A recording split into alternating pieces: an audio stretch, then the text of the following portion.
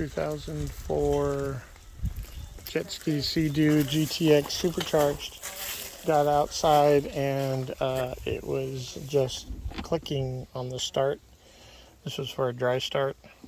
So I want to show you what we finally figured out the problem, but better if I showed you now because they're going to tell you a bunch of stuff. So when I bought this 2004, they had a bypass on the key, which just bypassed the kill switch.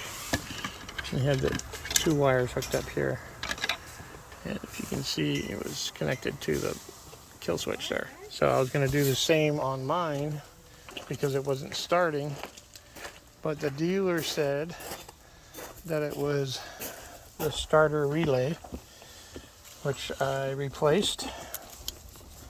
Here's the starter relay, and that is located right down here. You'll see two battery connectors coming to it from the positive side of the battery. It's bolted on down there with two bolts, kind of a pain in the butt to get to, but you can get to it. So disconnect your battery. They said check your battery first, which I did, and the battery was fine. It was at 12.9 volts, but it kept getting just a click for the start. So they said replace the starter relay, which I did. And basically all the starter relay does is put power from one side to the other, and you can actually take a screwdriver and jump them to see if you have a starter issue. So I did that, and there was no starter issue. It started up. I put this in, and it continued to do the same thing. So they said internal issue. Well, I went through and checked all the fuses, which are located in these two boxes. All the fuses were good.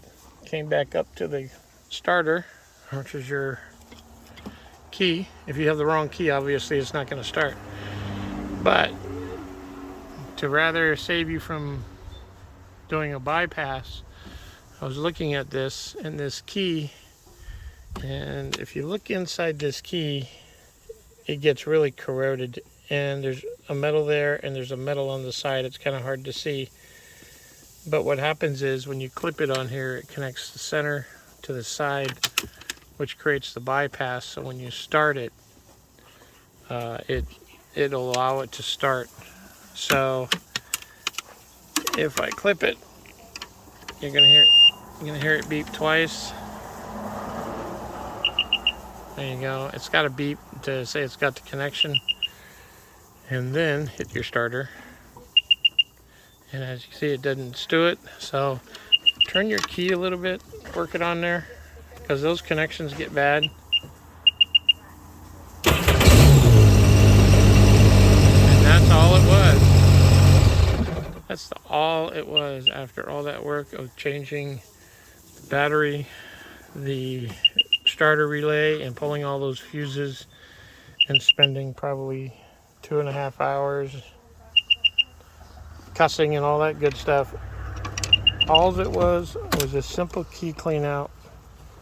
Try that before you do anything else.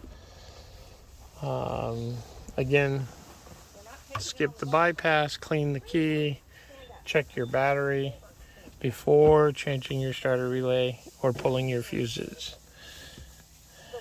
This should save you a ton of time and money. Please just hit like if it's helped you. The dealer won't work on anything this old, so you got to do it yourself.